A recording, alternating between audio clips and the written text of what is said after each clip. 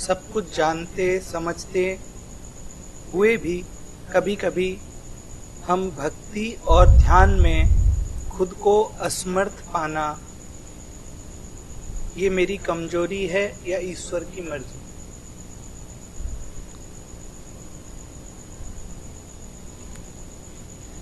दोनों ही बातें हैं, क्योंकि जब तक परमात्मा कृपा नहीं करेंगे तब तक हम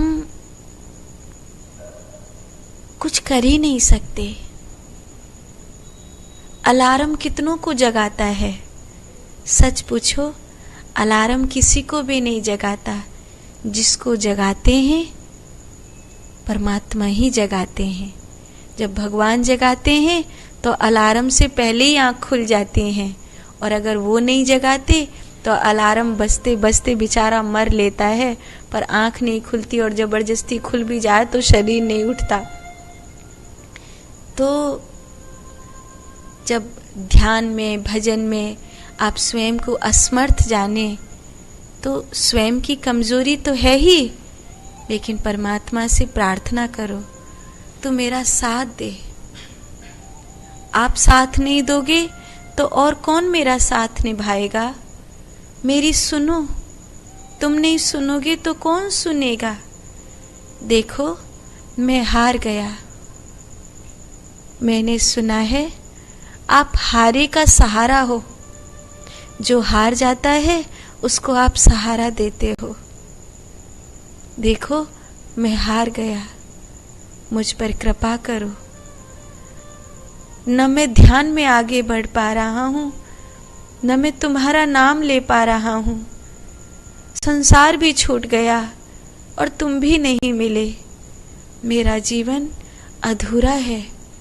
मेरे इस अधूरे जीवन को पार लगा दो। प्रभु कृपा करो। ऐसी रो रो कर प्रार्थना करो। एक दिन तुम्हारी प्रार्थना सुनी जाएगी, और जिस दिन तुम्हारी प्रार्थना सुनी जाएगी उस दिन तुम्हारी जिंदगी में प्रकाश खिल उठेगा, सब कुछ बदल जाएगा।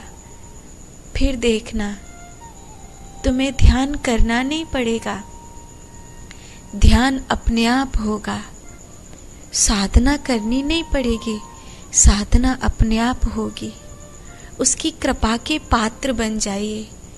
उसकी कृपा का पात्र बनने के लिए शरणागत होने की जरूरत है, प्रार्थना से भरे होने की जरूरत है। वो कर्म कराए तो कर्म करो, वो विचारों की शुद्धि में आए तो चित्त को सुधारो। प्रार्थना से सुने तो रो, पर कैसे भी करके उनको मनाओ, क्योंकि अगर वो कृपा नहीं करेंगे तो हम तो हारे हुए ही हैं। हम कभी अपने बल से जीत नहीं सकते। सुनेरी मैंने निर्बल के बलराम, आप ही मेरा बल हो। बस प्रार्थना, प्रार्थना और प्रार्थना। एक दिन वो सुनेगा। कबहू तो दीन दयाल के भनक पड़ेगी कान, कभी तो सुनेगा। जिस दिन सुनेगा उसी दिन इस जिंदगी का अंधेरा दूर हो जाएगा।